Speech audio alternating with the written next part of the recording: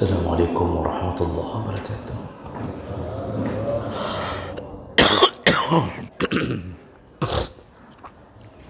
Alhamdulillah rabbil alamin wa bi ni'matihi tatimmu shalihat. Asyhadu an la ilaha illallah wahdahu la syarika lah wa asyhadu anna Muhammadan 'abduhu wa rasuluhul karim. Allahumma salli wa sallim ala nabiyyina wa sayyidina Muhammadin wa ala alihi wa ashabihi ajma'in. Amma ba'd. Rabbi shrah li sadri wa yassir li amri wahlul 'uqdatam min lisani yafqahu qawli. Segala puji bagi Allah, kemudian salawat dan salam kepada Rasulullah, pada keluarga dan seluruh sahabat-sahabatnya. Ya Allah muliakan bapa-bapa, guru-guru kami dan ibu-ibu yang telah menyempatkan waktu berhadir karena Allah. Mudah-mudahan kehadiran kita menjadi alasan untuk mendapatkan surga Allah Subhanahu wa taala.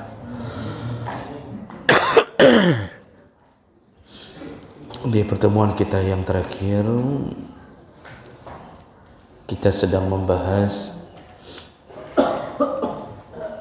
perkara-perkara yang makruh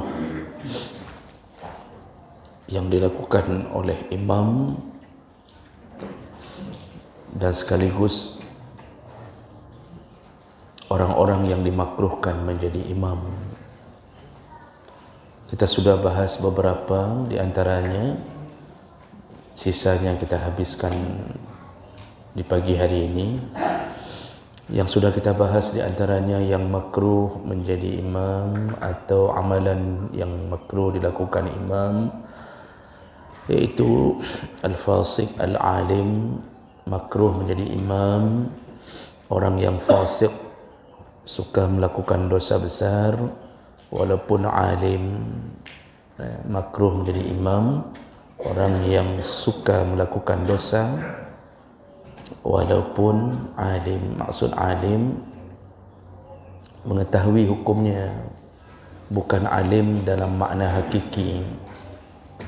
Karena alim dalam makna yang hakiki adalah orang yang sudah mengamalkan ilmunya disebut alim.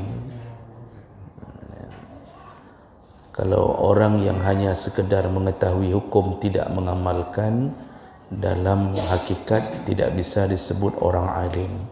Nah, yang di sini yang dimaksud, tidak baik imam itu orang yang fasik walaupun banyak tahu tentang agama tapi suka melakukan maksiat. Yang kedua yang sudah kita bahas, yaitu dalam sebahagian pandangan selain mazhab Syafi'i, orang buta makruh jadi imam. Tapi dalam mazhab Syafi'i orang buta tidak mengapa. Bahkan buta lebih khusyuk daripada yang tidak buta. Tapi mazhab Hanafi, Maliki dan Hambali mengatakan orang buta makruh jadi imam karena dikhawatirkan tidak tahu ada najis pada dirinya. Nah, ini sedikit perbezaan pandangan ya. Mazhab Syafi'i tidak mengapa. Nah, kemudian makruh menjadi imam orang yang dibenci di antara kaumnya. Jadi makmumnya tidak suka kepada imam itu. Tidak sukanya karena maksiat yang dilakukan oleh imam, bukan karena urusan pribadi, tapi ada maksiat. Nah, imamnya suka pakai celana pendek ketika tidak jadi imam. Lalu makmum tidak menyukainya, maka imam seperti ini makruh untuk dijadikan sebagai imam. Kemudian ini bercampur dengan amalan yang makruh Pak di dalam kitab ini. Berikutnya yaitu yang sudah kita bahas, sekedar mengingatkan ulang biar tidak hilang pelajaran kita. Jadi saya selalu mengulang karena salah satu penyakit dalam pengajian, yang ke depan maju terus, yang di belakang enggak diingat. Akibatnya tidak ada bekas. 20 tahun ikut pengajian hana mubah-ubah urang, mati gesek-gesek. Jadi hilang. Makanya saya selalu ambil waktu 5 menit untuk mengulang kaji apa yang sudah kita bahas. Kemudian makruh imam memanjangkan bacaan di atas normal yang diizinkan dalam syariat. Jadi imam ketika memimpin salat itu makruh memanjangkan bacaan yang kira-kira tidak wajar pada waktu-waktu yang tidak disuruh panjang. Tapi kalau hari Jumaat subuh baca As-Sajadah, Al-Insan, itu memang syariatnya begitu, sunnahnya, itu tidak mengapa. Tapi kalau di waktu yang tidak normal, maghrib tiba-tiba baca surat As-Sajadah, begitu selesai sudah masuk waktu Isya, imam hawa, hawa di lead, hawa dikejar oleh makmumnya. Nah, kemudian kecuali berada di komplek atau di pesantren yang sama-sama ridha, sama-sama penghafal Quran, jadi tidak lagi jadi masalah, itu baru boleh. Nah, yang terakhir yang sudah kita bahas yaitu tentang intidhar ad-dakhil. Menunggu makmum, makruh atau tidak? Dalam pandangan jumhur selain mazhab Syafi'i, makruh. Dalam pandangan jumhur selain mazhab Syafi'i, makruh imam memperlambat gerakan salat atau bacaan dengan niat menunggu makmum. Kita sudah jelaskan. Jadi imam dalam hati sengaja rukuk panjang supaya makmum bisa dapat rakaat yang terlambat supaya dapat rakaat, dipanjangkan dengan tujuan itu, makruh.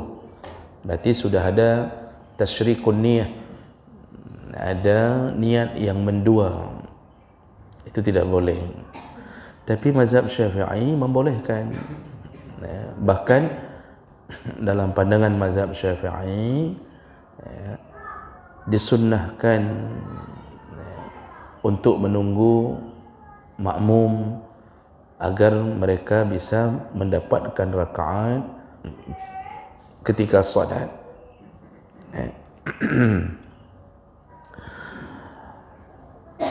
Dengan dalil bahwa Rasulullah pernah memanjangkan rakaat pertama sampai tidak terdengar lagi suara telapak kaki orang yang masuk. Jadi pernah dilakukan oleh Rasulullah, sengaja beliau panjangkan bacaan rakaat pertama sampai tidak ada lagi terdengar suara tapak kaki orang yang masuk ke masjid. Itu terjadi khilaf di antara para ulama. Baik, kita lanjut. Berikutnya, wa tukrahu imamatul lahhan ay kathirul lahni alladhi la yuhailul ma'na. Makruh hukumnya imam yang melakukan lahan, yaitu lahnon itu sering salah baca. Makruh menjadi imam orang yang sering salah baca pada bacaan selama la yuhailul ma'na, selama bacaan yang salah itu tidak mengubah makna. Maksudnya kalau mengubah makna haram, batal salat.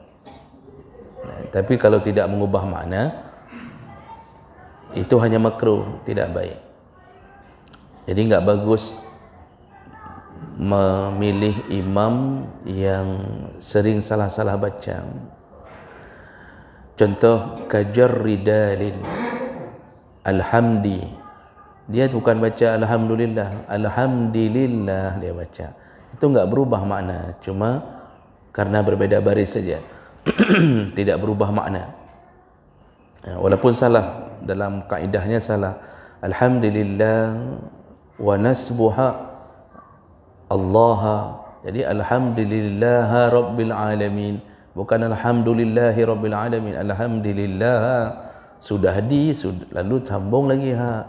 Itu tidak mengubah makna, walaupun salah dalam kaedah nahwu dan saraf, salah, namun masih dibolehkan dalam kapasitas makruh.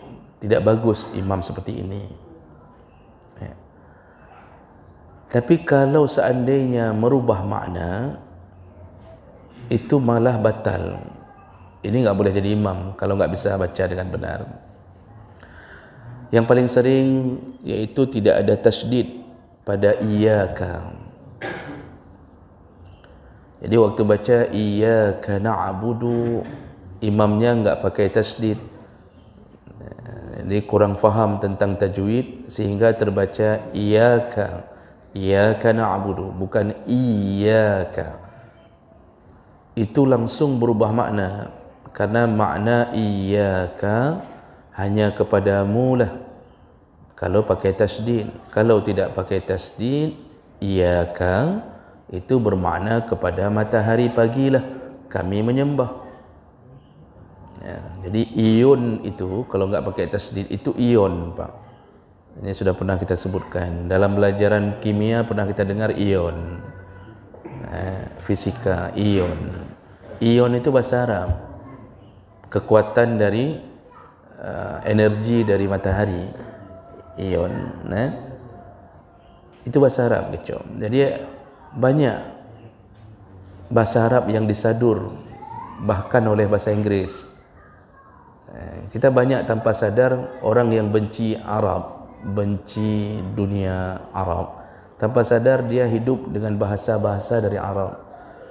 Itu disebut jalan tol, yang depa pekan disebut jalan tol. Itu bahasa Arabnya apa? Alatul. Tulun itu lurus. Ya, tul itu jalan lurus, alatul. Maka disebut jalan tul. Man supaya enggak nampak kali Arabnya tol disebut. Ini bahasa Arab yang jalan tol. Ini dah pakai-pakai saja. Dah pakai bahasa Arab yang jalan tol. Sampai bahasa Inggeris, bahasa Aceh juga pakai bahasa Arab banyak. Ya, kita tidak sangka, kita sebut cangklak. Kita kan bahasa Aceh ada yang cangklak. Kadang-kadang kita sebut cangklak dah buat kajak kan. Kan sering kita sebut tu cangklak itu kan berdiri dan jalan agak sedikit sombong. Kita sebut cangklak kan. Coba cek dalam bahasa Arab. Itu berdiri dengan gaya tegak bahu. Itu bahasa Arabnya inkala'a. Inkala'a. Kita mengambil dari bahasa itu cangkala'a. Mahal dah sebut cangkala'a. Dah sebut tu cangklak. Kok cangklak? Itu bahasa Arab tu. Jadi banyak. Jadi harus benar, bahasa Arab itu ciri khasnya harus benar-benar mengetahui tentang makna huruf. Kalau sempat imam membaca salah pada rukun-rukun qauli, itu batal, itu enggak boleh jadi imam. Jadi enggak usah ajukan diri jadi imam kalau enggak bisa baca itu. Selama tidak mengubah makna tidak mengapa. Jadi hanya berbeda maksud. Contoh misal orang dalam zikir kan sering kita balik-balik ya. Astaghfirullahalazim alladzi la ilaha illa huwal hayyul qayyumu. Kalau temannya hayyul qayyumu, kalau hayyal qayyuma. Tapi ada orang karena memang bukan dasar pernah belajar bahasa Arab, berbalik hayyul qayyuma, sabuhyul sabuhma, atau hayyal qayyumu. Itu dalam kaedah salah, tapi tidak mengapa, enggak mengubah makna. Jadi kalau mau hayyul temannya mu, kalau mau yal temannya ma. Begitu. Itu tidak sampai mengubah makna, namun salah. Makanya kadang-kadang perlu kita ingatkan kan. Baik, jadi makruh kalau imam sering salah-salah baca, tapi kalau mengubah makna batal. Itu enggak boleh jadi imam sampai dia belajar kembali. Terutama pada bacaan-bacaan rukun. Bacaan tahiyat itu rukun. Saya sudah berulang-ulang mengingatkan di mana-mana karena kita sering terbawa kesalahan waktu SD. Bacaan yang benarnya at-tahiyyatul, bukan at-tahiyatul. Ya, at-tahiyatul.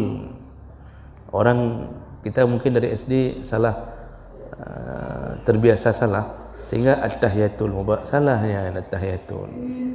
At-tahiyatul contohnya. Nah, baik. Nah, jadi ini kemakruhan, makruh menjadi imam orang yang lahan, sering melakukan kesalahan pada bacaan. Kemudian wa tukrahu imamatu man la yafsahu bi ba'd al-huruf qad dad wal qaf. Makruh jadi imam orang yang tidak fasih. Dia bisa baca tapi tidak fasih membaca huruf-huruf, seperti qad dad, membaca huruf dad, membaca huruf qaf.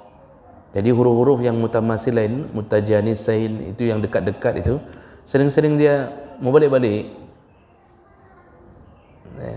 Kita ni kan waktu mengucap huruf hijaiyah, yang lain kan okey, alif, ba, ta, sa, bisa. Tapi begitu huruf dekatannya kamu laba-laba kan. Jadi alif, ba, ta, sa itu kadang-kadang sudah bercampur-campur dengan sa. Yang paling parah nanti waktu dot itu. Dot yang pokok dia dot aja inan, dot pokok dia enggak tahu tu yang mana yang betul keluar dari mana. Ya. Jadi antara dha dengan Allah itu tidak bisa dia bedakan. Ya. Dan ini butuh waktu panjang untuk bisa membedakan dengan cara belajar tajwid dan makharijul huruf. Maka imam yang tidak fasih makruh, bukan tidak boleh sama sekali, makruh ketika tidak tahu tentang, tidak fasih mengucapkan huruf-huruf. Ya, tidak fasih. Itu waladdallin, itu Allah atau dha. Ya, kan itu perlu dibedakan. Itu huruf-huruf mutajanisain begitu perlu dibedakan. Nah, itu memang lidah kita bukan lidah yang lahir dalam keadaan mengucapkan huruf itu. Jadi itu bukan huruf ummi, bukan huruf ibu kita, tetapi belajar wajib. Maka oleh karena itu tidak baik menjadi imam yang kira-kira kita tahu diri kayak dia apa dia mengucapnya. Jadi sering-seringlah merendah, kecuali enggak ada orang lain yang kira-kira makmum melebihi parahnya daripada kita, itu enggak apa-apa.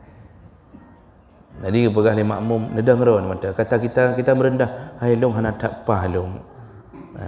Long huruf ana tak pa. Kita sudah menolak. Kata makmum cedengi orang lain, coba lihat kami semuanya lebih parah dari dronom. Kami ikra satu pun enggak lulus. Di situ baru boleh.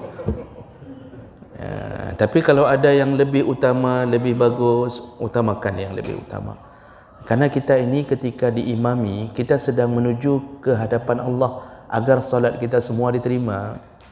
Kita naik L300 saja milih supir yang tidak mabuk, yang good, yang nyaman hati itu. Begitulah fungsi. Makanya perlu belajar. Jadi jangan terkunci seakan-akan kita kalau sudah berumur sekian malai dah belajar. Jangan. Belajarlah, fasalu ahla zikri, tanyalah kepada yang lebih faham, karena semua kita punya kelebihan masing-masing, punya kelebihan masing-masing pastinya. Maka tanyalah di saat tidak mampu. Maka ditambahkan dalam mazhab Syafi'i, Hanafi, Maliki, Hambali, ditambahkan sama, mereka menambahkan apa? Makruh hukumnya imamatut timtam. Makruh hukumnya imam yang timtam. Timtam itu istilah bahasa Arab, iaitu wahwa man yukarriru ta, orang yang latah mengucapkan huruf ta. Latah terucap ta, seling-seling ta lagi, itu timtam. Atau fa, orang yang latah mengucapkan huruf fa terus-terusan. Kebiasaan orang-orang yang latah ini tidak boleh jadi imam dalam hukum yang makruh. Sekali lagi, kalau tidak bisa sama sekali malah haram. Walaupun imam itu enggak bersuara di waktu salat sir, Kadang-kadang begini, orang kadang-kadang menolak dia jadi imam waktu salat maghrib, isya dan subuh kerana terdengar suara dia. Duhur dan asar dia pula jadi imam. Sudah tahu satu kampung dia enggak bisa baca Quran. Dia menyuhanjir baca Quran. Memang enggak betul. Kita sudah pernah dengar Al-Fatihahnya enggak betul. Salat duhur pun enggak boleh. Salat asar pun enggak boleh. Jangan jadikan imam walaupun bacaannya sir. Baik.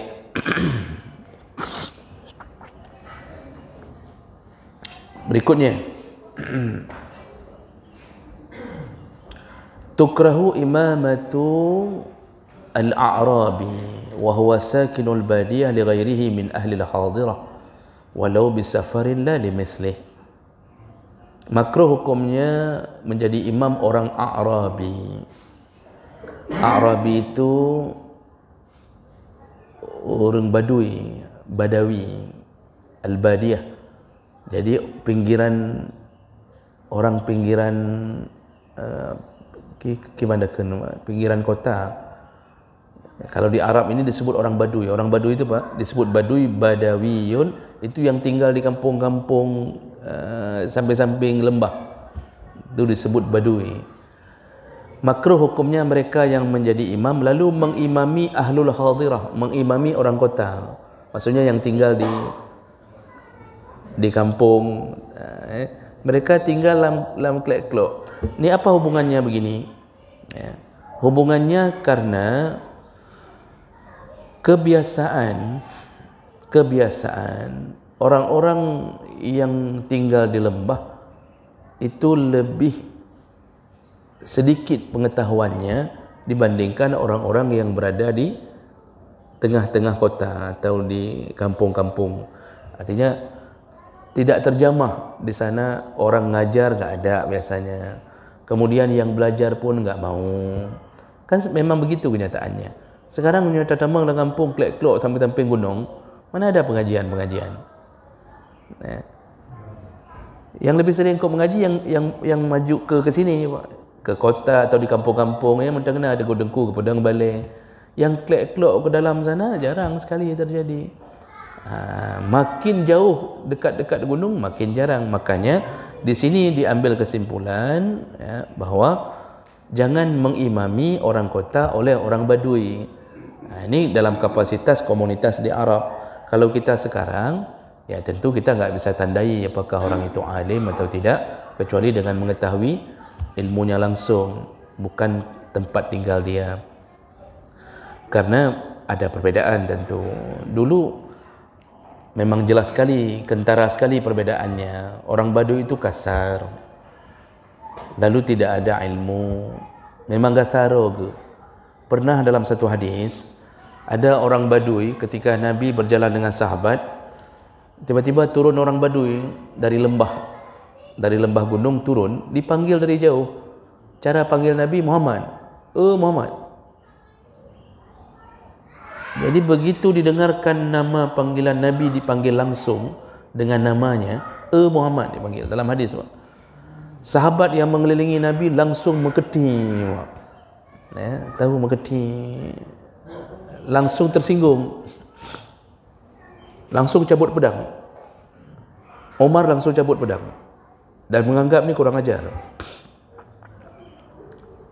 Orang semuanya memanggil wahai Nabi, wahai Rasul, tapi dia panggil Muhammad. Muhammad. Itu kan dari dulu memang dianggap tidak beradab. Allah saja enggak pernah manggil Muhammad. Allah saja memanggil ya ayuhan Nabi, ya ayuhan Rasul. Terus baurungnya kan Muhammad dia. Dari jauh tu, dari gunung dia turun, Muhammad dia panggil. Sama kayak bapak kalau ketemu saya panggil Nazli. Contoh. Jadi enggak ada bahasa adabnya, walaupun boleh-boleh saja. Tapi ini Nabi.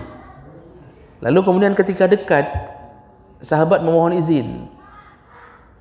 Ya Rasulullah, bolehkah aku beri pelajaran? Bahkan ada yang mengusulkan mau ditebas. Karena menghina Nabi, dianggap menghina Nabi.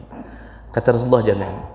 Begitu dekat orang Badui ini, dia peluknya Nabi. Lalu dia katakan, Muhammad. Tidak ada orang yang lebih kucintai di bumi ini kecuali engkau, wahai Muhammad. Di peluknya Nabi berurai air matanya. Ternyata dia mencintai Nabi sallallahu alaihi wasallam. Cuma bahasanya saja yang menahan. Jadi Pak, kita ni memang kalau menghadapi orang pinggiran tu memang enggak boleh kita tebak dulu hatinya. Memang kasar. Cuma belum tentu hatinya kasar. Tapi itulah kondisi orang Badui. Jadi makruh jadi imam karena pengetahuan mereka sedikit tentang ilmu agama. Itu dulu, kalau sekarang bisa jadi berubah. Ya. Baik. Kemudian yukrahu ayyakuna al-imam a'la minal ma'mumin biqadri zira' fa aksar. Makruh hukumnya posisi berdiri imam lebih tinggi daripada makmum biqadri zira'. Ukuran makruh kalau imam lebih tinggi berdiri daripada makmum 1 zira' fa aksar atau lebih. 1 zira' ini berarti ujung jari sampai ujung siku itu disebut zira'. 1 zira' itu 50 cm 1 zira'.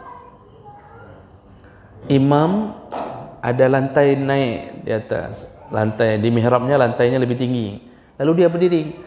Makruh sawa'un arada ta'limuhum as-salah aw lam yurid. Apakah dengan tujuan mengajarkan makmum salat atau bukan? Maksudnya baik mau mengajar makmum atau tidak mengajar makmum, yang imam makruh berdiri lebih tinggi daripada makmum. Ukuran makruhnya adalah 1 zira'. Itu minimal 1 zira'. Makanya kan ada masjid yang kadang-kadang tempat imam lebih tinggi 5 cm atau 10 cm. Ada saya dapatkan tu. Jadi imamnya lebih tinggi 1 cm atau 10 cm, itu tidak mengapa. Kayaknya masjid Polres lebih tinggi kan imam daripada makmum. Ya kan? Lebih tinggi gedang imam. 5 cm begini. Itu tidak mengapa. Jadi kalau 1 zira' yang dimakruhkan, begitu juga. Ya, begitu juga keadaan makmum. Tidak boleh makmum lebih tinggi daripada imam. Irtifa' al-muqtadi an makanil imam biqadri zira'. Ini langsung ditegaskan dalam mazhab Malik, Hanafi, Syafi'i. Begitu juga makmum. Makmum tidak boleh berdiri lebih tinggi daripada imam dalam keadaan 1 zira'. Makruh. Orang Syiah, imamnya berdiri di dalam lubang. Bapak lihat masjid Syiah, cek aja di YouTube, coba lihat itu imam masuk ke dalam lubang sana. Jadi kita ni makmum berdiri di atas, imam dimiup gedang, ada lubang khusus, lubang masuk situ imam berdiri. Yang tingkat punggung orang Syiah. Begitu memang. Coba cek yang sudah divideokan. Tidak semua masjid, tapi sebahagian masjid melakukan itu. Jadi enggak boleh. Dengan dalil tentang imam enggak boleh lebih tinggi daripada makmum tempat berdiri, yaitu hadis dari Huzaifah wa Abi Mas'ud anna Rasulullah sallallahu alaihi wasallam qala, Rasulullah berkata, iza ammar rajul al-qaum, kalau ada yang memimpin salat satu kaum, fala yaqumanna fi makanin arfa'u min maqamihim, janganlah imam itu berdiri di tempat yang lebih tinggi dari kaum itu atau dari makmumnya. Bagaimana dengan keadaan makmum yang lebih tinggi dari imam tapi di lantai 2? Kan begitu ceritanya. Kan ada masjid-masjid lantai 2. Itu tidak disebut lebih tinggi. Karena yang dimaksud lebih tinggi adalah ketika kita berdiri sejajar dengan imam, kita posisi lebih tinggi. Itu yang dimaksud lebih tinggi. Kalau sudah di lantai 2, karena kepenuhan lantai bawah, lalu naik ke lantai 2, itu memang tempatnya di situ memang. Itu tidak mengapa. Selama yang lantai 2 itu tidak melebihi tempat berdiri imam. Maksudnya dia harus jaga, imam berdiri di sini. Jangan sampai yang lantai 2 ada di atas kepala imam berdirinya. Itu yang tidak boleh. Jadi safnya melebihi saf imam di bawah, itu yang tidak boleh. Nah, lantai 2 itu tidak disebut lebih tinggi karena memang dibentuk untuk menampung makmum yang tidak muat di bawah, itu aman. Kalau dalam mazhab Syafi'i, selama yang di lantai 2, lantai 3, lantai 4 bisa mendengarkan atau mengetahui gerakan imam, salatnya sah bersama imam itu walaupun tidak melihat langsung. Baik, jadi itu salah satu kemakruhan. Dan yang terakhir biar ada sedikit waktu kita bertanya jawab, yaitu tukrahus salat inda ghairil hanabilah khalfa waladi zina in wajada ghairahu ya ummun nas. Makruh hukumnya selain mazhab Hambali, selain daripada mazhab Hambali, yaitu menjadikan imam anak hasil zina. Makruh berimam kepada imam yang kita tahu dia adalah hasil zina, makruh dalam pandangan selain mazhab Hambali. Kalau dalam mazhab Hambali tidak makruh, tapi 3 mazhab selain Hambali makruh. Syafi'i, Maliki, Hanafi mengatakan makruh bermakmum kepada imam hasil anak zina walaupun dia alim, dia saleh. Kenapa begitu? Alasannya di antaranya yaitu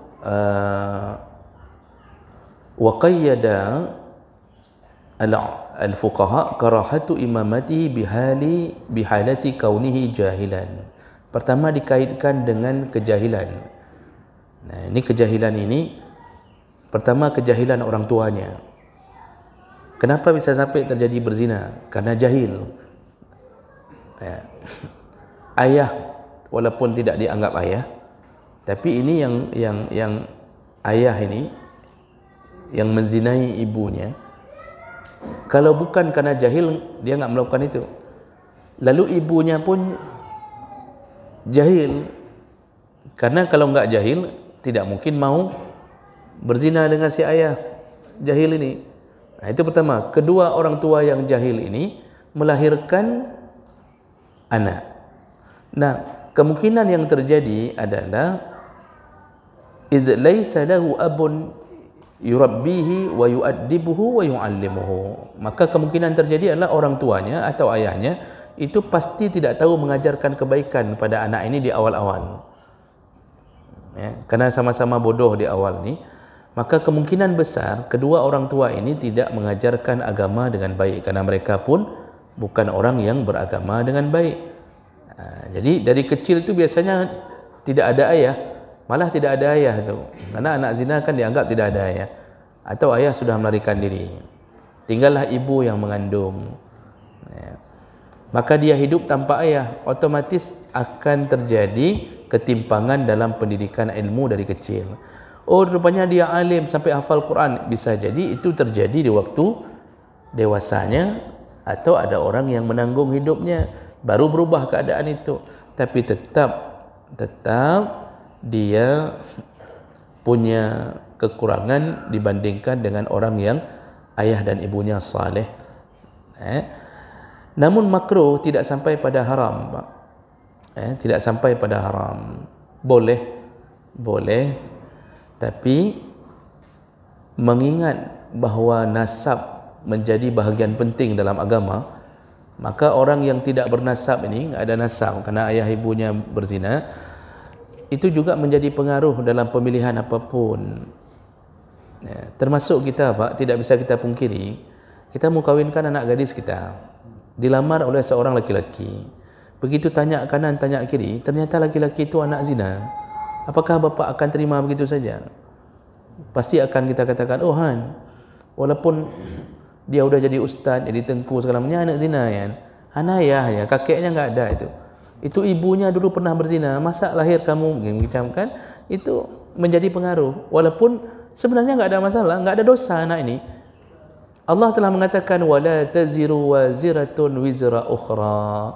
Tidak akan mengalir dosa orang yang melakukan maksiat kepada yang dilahirkannya. Jadi enggak ada, tidak mengalir tu dosa orang tua ke bayi ini, enggak mengalir. Bayi ini baik, suci. Tapi pengaruh nasab tetap sangat kuat pengaruh. Kita ini salah satu yang disuruh cari menjodohkan anak dengan yang nasab orang baik. Nasab orang baik. Nah, ini yang dicatat oleh para ulama, makruh menjadikan imam anak hasil zina walaupun dia saleh di masa dia menjadi imam.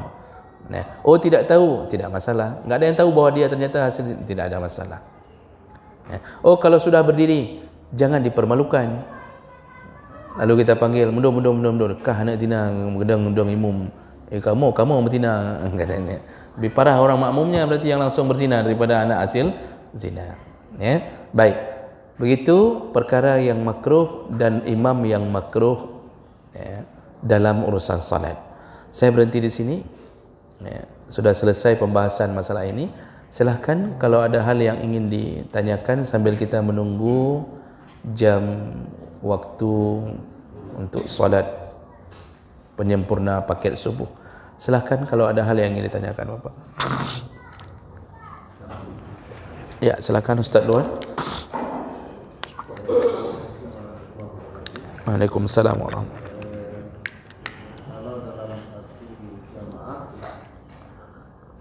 ada gerakan yang lebih duluan daripada imam, misalnya pada saat sujud atau rukuk atau berdiri lebih duluan makmum ketimbang jamaah. Ini apakah masuk dalam makruh atau memang si makmumnya akan batal salatnya? Baik, ini pertanyaan makmum lebih dahulu bergerak dibanding imam. Apakah batal solatnya? Kalau kita baca kitab-kitab Syafi'i, ulama-ulama Syafi'iyah, makmum tidak dianggap batal walaupun mendahului imam dua rukun fi'li. Tidak dianggap batal walaupun mendahului imam dua rukun fi'li. Imam masih berdiri, si makmum dah rukuk dan sudah i'tidal, belum batal sampai di situ. Tapi begitu imam masih berdiri, makmum sudah mulai sujud, di situ batal. Begitu jatuh kepalanya ke sujud, batal. Dia tidak dianggap lagi sebagai pengikut imam. Jadi batasannya dua rukun fi'li.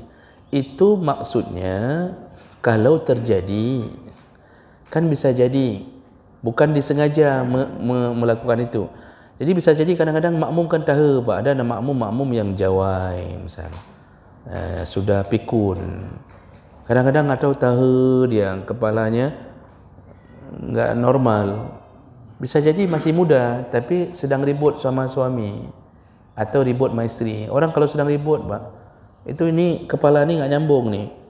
Karena yang dia fikirkan adalah bagaimana cara meracuni istrinya, atau dia akan sewa orang untuk menembak istrinya. Kan bisa jadi begitu, kan ini enggak pas ni. Bisa jadi itu tahu dia. Imam masih berdiri, dia sudah dua rukun fi'li, batasannya belum batal. Tapi kalau itu menjadi pekerjaan hari-hari, disengaja, batal tidak, karena tetap konsepnya dua rukun fi'li, tetapi berdosa. Maka di situ keluar hadis Nabi yang mendahului gerakan imam nanti dibangkitkan di akhirat, kepalanya dalam keadaan bentuk kepala keledai, bukan kedelai. Kalau kepala kedelai waiting oleh kepala keledai. Jadi dosa enggak? Mohon maaf, batal tidak, tapi berdosa mendahului imam. Nanti dibangkitkan dengan kepala, bentuk kepala keledai untuk menunjukkan inilah orang-orang yang dulu mendahului gerakan imam.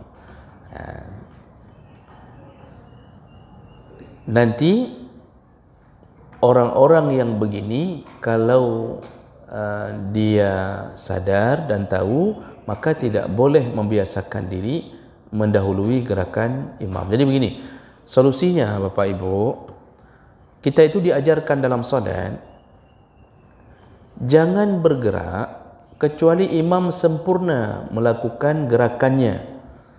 Jadi kapan kita disuruh rukuk? Ketika imam sudah rukuk sempurna, baru kita takbir rukuk. Kapan disuruh i'tidal? Ketika imam sudah berdiri tegak. Kapan disuruh sujud? Ketika imam sudah jatuh kepala di tempat sujud. Jadi bukan begitu imam Allah, kita sudah langsung di belakang Allah. Salah itu. Tidak begitu disuruh salat. Tetap imam sudah jatuh kepala di tempat sujud, Allahu Akbar. Oh, kita enggak bisa lihat imam, tunggu bar dia. Tunggu bar dia, Allahu Akbar. Bar dia baru kita takbir. Itu untuk menyelamatkan solat kita, dan itu memang gerakan yang paling dituntun oleh Nabi SAW. Nah, jadi begitu tentang orang yang suka mendahului imam. Nanti di dalam pembahasan berikutnya kayaknya ada tentang hubungan antara imam dengan makmum.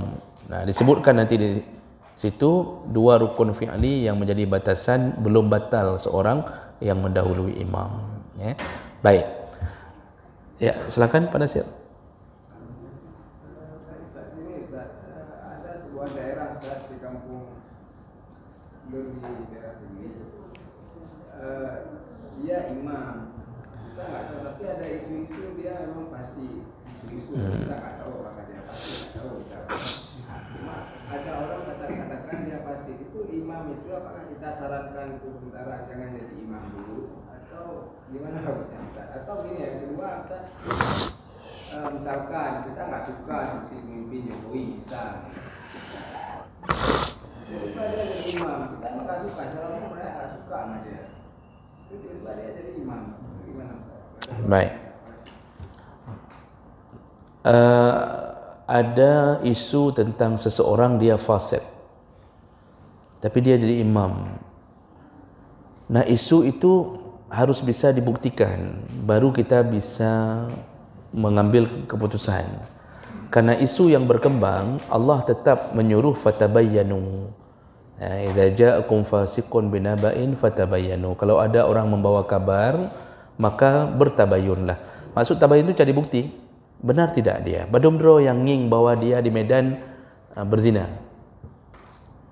Oh, keterangan dari satu orang. Rupanya satu orang ini memberi keterangan gara-gara kalah waktu pemilihan. Maka disebarkanlah isu, contoh itu. Maka bertabayun, selama belum mendapatkan bukti dan kita tidak lihat hari-hari dia fasik, maka tetap tidak bermasalah kalau dia jadi imam. Tapi kalau sudah dapat bukti, ada paling kurang 2 orang saksi yang bersaksi dengan perkara yang sama, maka apa yang harus kita lakukan? Kalau seandainya masjid itu tidak mau memindahkan imam ini atau membatalkan imam ini jadi imam, maka kita sebaiknya tidak solat di belakang dia. Kalau kita sudah tahu dia fasik. Tapi sebenarnya jalan yang paling sehat, paling aman adalah memberitahu pengurus masjid dengan lampiran bukti-bukti. Pengurus masjid yang harus menyingkirkan beliau ini dari posisi imam kalau fasik. Dan itu harus berani dilakukan oleh BKM, ketua masjid, imam cik. Ini begitu ternyata dapat foto dia telah sedang bersama dengan seorang perempuan di Medan. Ya. Contoh, itu langsung diputuskan tidak boleh jadi imam. Itu lebih selamat daripada kita sendiri yang tahu lalu kita enggak mau salat di belakang dia. Waktu kita mau salat selalu dia. Sehingga kita sibuk sendiri cari-cari masjid lain, padahal itu masjid kita. Nah, maka lebih bagus beritahukan. Apakah dianggap mengumpat ketika memberitahu? Misal kita temui imam cik, imam ciknya lu nak lapor bacut. Apakah dianggap kita membuka aib atau mengumpat? Tidak. Kenapa? Karena niat kita bukan memburukkan dia, tapi menyelamatkan nakoda, menyelamatkan bahtera. Beda, Pak. Kalau dalam kitab Riyadhus Shalihin, Imam Nawawi mencatat 6 tempat boleh ngupat. 6 tempat boleh ngupat. Salah satunya adalah ketika membeberkan aib orang yang fasik, membeberkan maksiatnya orang fasik agar diketahui secara umum agar tidak mengikuti dia, atau paling kurang selamat dari kejahatannya. Itu tidak disebut ngupat. Jadi boleh melaporkan, itu boleh. Tapi kepada orang yang tepat, kita ngelapornya di kedai kopi, pandai solusi Pak, temui Tengku Imum, jangan lapor kedai kopi. Begitu. Sama seperti ibu-ibu misal mau lapor tentang suami, atau suami mau lapor tentang isteri, apakah ngupat? Tidak. Tapi lapornya ke siapa? Bukan ke tetangga, lapornya ke hakim, ke qadhi. Paling kurang kalau curhat ke Tengku, ke ustaz. Itu enggak disebut ngupat. Jadi curhat ke ustaz begini, suami saya begini. Oh, kata ustaznya udah ceraikan saja. Itu tidak ngupat. Setelah itu kahwin sama ustaz. Ada you ceri lah kogop kahwin ustaz, kan cukup paloh. Itu contoh begitu Pak. Kalau contoh lebih besar, misal presiden, kita tahu kebijaksanaan dia menyiksa rakyat, dia punya afiliasi yang merendahkan agama. Apakah dia layak jadi imam? Tidak, sama sekali tidak. Itu kapasitas skop lebih besar. Itu kalau dibenci oleh rakyat, ukuran benci rakyat, sepertiga rakyat benci karena maksiat dia, maka sudah cukup bahwa dia tidak layak menjadi seorang imam. Karena orang yang dibenci itu tidak mau naik pahala salatnya walaupun syibran, walaupun sejengkal. Kalau dia pimpin salat kita Pak, salat itu tidak mau naik sejengkal kata Nabi. Ada 3 orang yang salatnya enggak mau naik walaupun sejengkal, enggak diterima Allah. Salah satunya adalah pemimpin yang dibenci oleh kaumnya, imam yang dibenci, maka jangan jadikan dia imam. Kita ini gara-gara protokoler, kadang-kadang siapa-siapa datang ke Menasah kita suruh jadi imam, pejabat suruh jadi imam. Kadang-kadang belum tentu dia mampu. Beda dengan pejabat masa lalu, khalifah masa lalu, siapa khalifah memang layak jadi imam. Sekarang mana ada. Baik, kira-kira begitu. Masih 5 menit lagi Bapak, silakan Pak. Assalamualaikum warahmatullahi wabarakatuh. Waalaikumsalam warahmatullahi wabarakatuh. Tadi Pak Ustaz bilang pembahasan masalah imam, makruh jadi imam sudah selesai. Yang ingin saya tanyakan Pak Ustaz, ada kadang-kadang yang sudah jadi imam, karena Pak Ustaz pernah bilang juga seperti rambut sudah putih kemudian dihitamkan, istilahnya menyerupai, tidak boleh. Nah ini kumis, misalnya kumis sudah putih, biar imam ini tetap nampak gagah, dihitam-hitam kalau kumis, mungkin dicat supaya hitam. Apakah itu termasuk makruh? Ataupun rambut dihitamkan, apa termasuk makruh? Kemudian yang kedua Ustaz, di makmum, saya pernah sholat di sini. Jadi ada anak muda di samping saya. Waktu dia bangun dari rukuk itu, dia begini Pak Ustaz, kluk, bunyi jarinya itu. Apakah bagaimana hukumnya itu dalam sholat? Itu sampai bunyi. Sengaja, ya sengaja bunyi. Baik, terima kasih banyak Pak Minto. Saya setiap kali melihat ke kanan, setiap kali teringat ke almarhum, karena beliau selalu di kanan dan selalu bertanya. Alhamdulillah hari ini ada penggantinya. Mudah-mudahan kita masih bisa melihat minggu yang akan datang. Baik. Mudah-mudahan Allah pelihara beliau. Pertanyaan pertama tentang mengecat rambut, mengecat rambut, mengecat kumis. Ini hukumnya bukan makruh tapi haram kalau dicat dengan warna hitam dalam pandangan jumhur. Walaupun ada ulama mengatakan batasannya makruh, tapi dalam pandangan jumhur haram karena berdasarkan beberapa hadis. Nabi melarang mengecat rambut dengan warna hitam bagi yang sudah beruban atau rambut putih. Disunnahkan atau dibolehkan mengecat selain warna hitam. Pilihan warna iaitu yang banyak dari masa Nabi berdasarkan beberapa riwayat, warna kemerah-merahan, atau seperti warna merah kekuning-kuningan, dan itu dilakukan dengan herbal, dengan inai, al-ina, jadi hinna ini dari dulu dah ada. Itu bahasa kita daun kaca hinna, itu dari dulu sudah lakukan. Nabi menyebutkan dalam hadis, cat dengan itu tidak mengapa. Nah, kenapa dengan hitam tidak dibolehkan? Karena ada unsur pengelabuan, terutama bagi mereka yang berniat jahat. Ada unsur pengelabuan, jadi menipu umur, sekaligus tidak menutupi kemungkinan orang ini juga bukan tipe orang yang faham agama, yang dia tidak tahu bahwa uban itu malah menjadi cahaya untuknya di hari kiamat. Bapak yang sudah beruban, ini kita yang sudah beruban, bapak yang sudah beruban, itu uban itu dipelihara, dicat boleh, tapi jangan warna hitam. Yang kedua, jangan dicabut, itu hadis-hadis, jangan dicabut. Gatal garuk, cabut jangan. Kenapa? Ada beberapa janji Nabi dalam hadis bahwa orang beruban itu akan menjadikan cahaya untuknya di hari kiamat. Bahasa cahaya, para ulama mensyarah ada dua makna. Bisa jadi betul-betul cahaya di hari kiamat orang yang beruban. Yang kedua, maksud cahaya hati, kata sebagian ulama.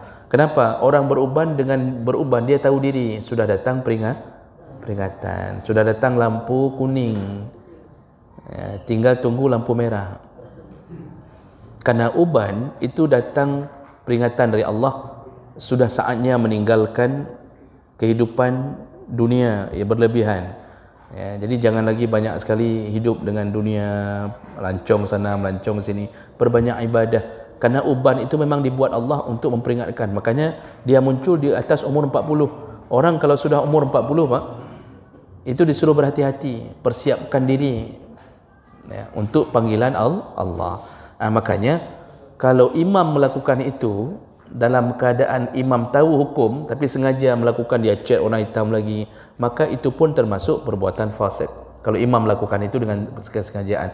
Tapi kalau imam tidak tahu, hana lupa long, bawahnya hana lupa long, itu masih termaafkan, cuma perlu diberitahu. Jadi tergantung niatnya, sengaja melawan Allah atau tidak. Begitu. Tapi intinya kalau mau cat saja dengan warna selain warna hitam. Tapi jangan juga warna ngejreng, warna hijau, biru, dia biasanya warna inai itu, Pak, biasanya. Kemudian pertanyaan yang kedua, apa tadi? Orang yang bangkit dari salat berbunyi ruas-ruas jarinya berbunyi, apakah itu termasuk perbuatan makruh? Kalau disengaja makruh. Tapi kalau tidak disengaja, memang begitu dia. Saya bangkit grek selalu, saya bangkit gerumuk selalu bunyi. Memang kayak gitu dia. Jadi itu tidak mengapa. Tapi kalau waktu bangkit sengaja gepemesu, sengaja geruk gepemesu, makruh. Karena salah satu yang makruh dalam salat adalah melakukan farqa'atul asabi'. Ini farqa'ah asabi' itu yang ini farqa'ah namanya ini. Itu makruh. Kita sering kadang-kadang dijebak sama syaitan. Sedang salat tiba-tiba kita melakukan farqa'ah. Bunyi, kalau sudah profesional satu tangan pun bunyi. Begini-begini saja dia bisa bunyi ini. Makruh, mengurangi pahala salat. Tidak sempurna salat kita di hadapan Allah. Jadi itu tergantung sengaja atau tidak sengaja. Baik. Ibu-ibu ada 1-2 menit. Silakan. Ustaz, langsung saja. Bagaimana halnya dengan imam yang rukun fiqhnya itu tidak sesuai dengan syariat? Imam yang melakukan rukun fi'li tidak sesuai dengan syariat. Ini contohnya mungkin rukuk tidak sempurna. Rukuk mentang tegleng beno, langsung dia takbir lagi untuk sami Allahu liman hamidah. Tapi dia enggak lurus badannya. Kalau dia melakukan rukun fi'li salah, batal solatnya, dan kita wajib mufaraqah, makmum wajib mufaraqah. Begitu kita lihat dia enggak beres, rukuk setengah dia cuma langsung bangkit lagi, sujud enggak sampai jidatnya pun sampai ke lantai dia sudah naik lagi, maka segera faraq salat, lakukan mufaraqah. Kalau mau selamat salat, kalau kita ikut dia dalam keadaan kita tahu, maka dia batal, kita pun batal. Nah, bagaimana orang yang enggak bisa melihat dia? Yang bisa melihat dia lakukan mufaraqah. Yang samping kanan kiri enggak bisa lihat, mereka tetap sah salatnya. Imam itu saja yang bermasalah sendiri. Dia yang tanggung dosa, dia yang tanggung semua kesalahan dalam solat itu. Jadi kalau rukun fi'li tidak dilakukan dengan benar, itu bisa membatalkan solat. Tapi kalau rukun fi'li benar, cuma ada kekurangan-kekurangan, rukuknya sudah benar tapi enggak terlalu lurus, Pak, itu tidak mengapa. Ya. Melewat miyub itu sudah benar, namun tidak sempurna. Ya. Jadi terlalu ke bawah. Yang tidak boleh menggantung begini, Pak. Terlalu ke bawah, maksud benar tidak sempurna. Tapi dia sudah rukuk, tapi tidak sempurna. Nah, itu hanya terkena hukum makruh, tidak sampai membatalkan solat. Nah, tidak sampai membatalkan solat pada rukun-rukun fi'li. Ya. Baik, kira-kira begitu kita cukupkan. InsyaAllah kita bertemu kembali di Sabtu yang akan datang. Semoga yang hadir Allah telah catatkan pahala, dan semoga Allah kirimkan keberkahan, dan semoga Allah kirimkan pahala ini kepada mereka yang sering hadir namun telah dipanggil Allah Subhanahu wa taala. Subhanakallahumma bihamdik, asyhadu an la ilaha illa anta, astaghfiruka wa atubu ilaik. Wassalamualaikum warahmatullahi wabarakatuh.